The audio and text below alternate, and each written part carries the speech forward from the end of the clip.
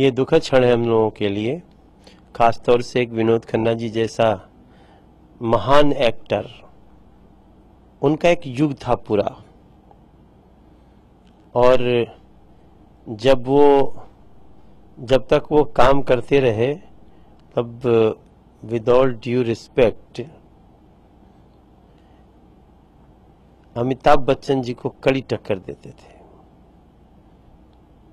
और अमित जी भी इस बात को मानते हैं कि वो कमाल के एक्टर थे और उतने अच्छे इंसान थे।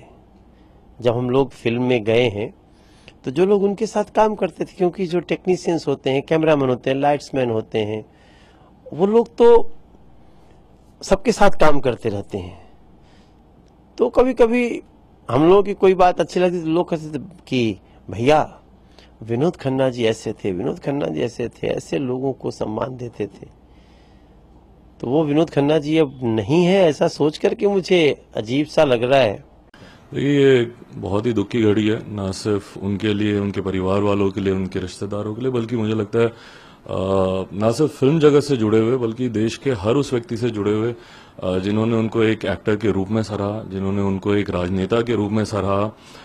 उनकी एक ही जीवन काल में जो विभिन्न उन्होंने भूमिकाएं निभाई और जिस ईमानदारी से उन्होंने उन भूमिकाओं को निभाया। एक ऐसा दौर था जहां वो अपने अभिनेता की उसकी चरम सीमा पर थे। उस वक्त सब छोड़ छाड़ कर अमेरिका चले गए थे, ओशो की शरण में चले गए थे। बहुत कम ऐसे लोग होते हैं जो कि इतनी ऊंचाइयां हासिल करने के बाद उनके अंदर वो क्षमता हो कि उन सारी चीजों को का त्याग कर अध्यात्म की तरफ वो चले जाएं। तो मुझे लगता है कि उन्होंने एक ही जीवन में जो अलग अलग भूमिकाएं निभाई, अध्यात्म से लेकर ग्लैमर वर्ल्ड की चरम सीमा तक जाना और उसके बाद राजनीति के क्षेत्र में आकर राजनीति में भी एक बड़ा मुकाम हासिल करना, लगातार निरंतर एक्टर्स को हम लोगों ने देखा है कि अगर वो राजनीति में आते हैं तो एक बार सांसद बनने के बाद कहीं ना कहीं उनका मोह से भंग हो जाता है, पर निरंतर अगर मेरी जानकारी सही है 3 दिन 4 बार शायद वो सांसद बने।